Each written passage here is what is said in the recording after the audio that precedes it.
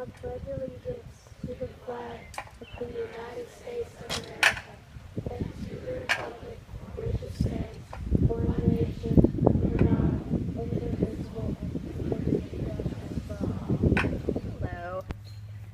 So this beautiful marker is going to share some of the story about what Jack did once he got to Kentucky. I'm just going to share the story of Jack when he was in Virginia. So he was born in Albemarle County on December 7th, 1754, and him and his family were very early supporters of the Revolution there. So when war broke out, Jack would serve as a captain in the 16th Regiment of the Virginia Militia.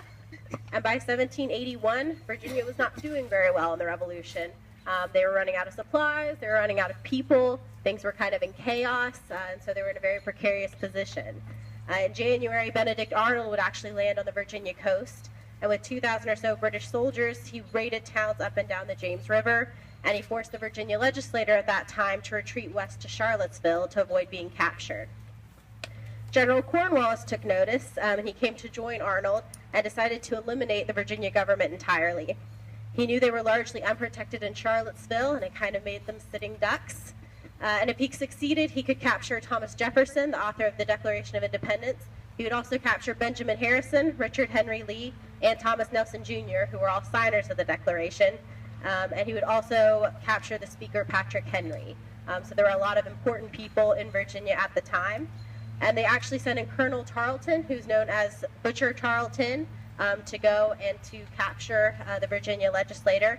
And on June 3rd, 1781, he departed for Charlottesville with his troops. At 10 o'clock that night, he passed by the Cuckoo Tavern, and that is where Jack, who is then 26 years old, comes in. He had been in Charlottesville visiting with friends. He was actually at the Cuckoo Tavern that night that his dad used to own, and he was visiting. It was very hot that night. We can understand the heat and the humidity, and he actually went outside and fell asleep under a tree. And while he was sleeping, he heard the footsteps of the militia going by, and he looked up and he saw them, and he knew exactly where they were going. So he jumped on his horse, Sally, and he took off through the woods. The British, they were on the only road that there was to Charlottesville, so he had to go through the wilderness. He had the moonlight, was his only light. He actually sustained a lot of injuries during that ride that he would have for most of his life.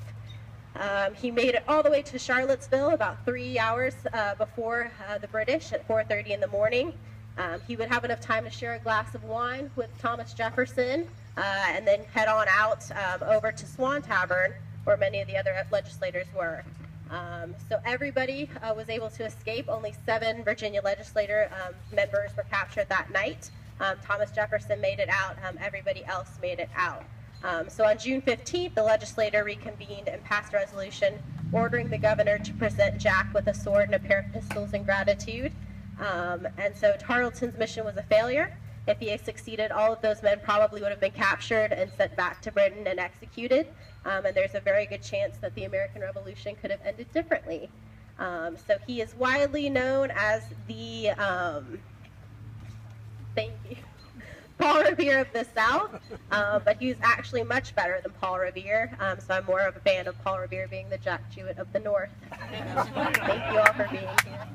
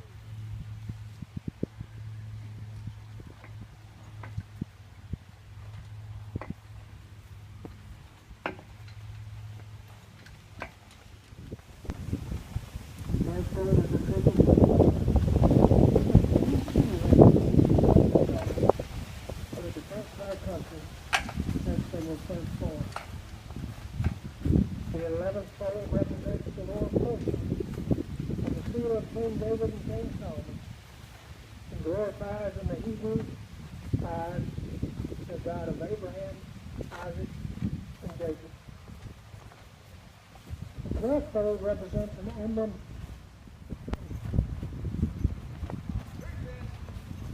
Yeah.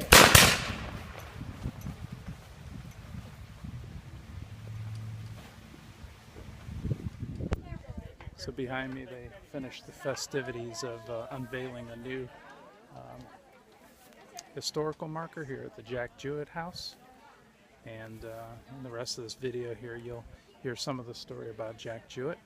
Just interesting, just kind of some of the different history that that is in this country and how people continue to be patriotic and cultivate that within their children.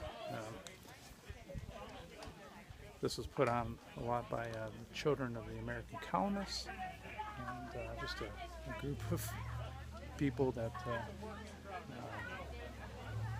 that helped put this on, and another subculture of our country, and how people just kind of find value in these different things. Wish I knew if I was a child of the American colonists.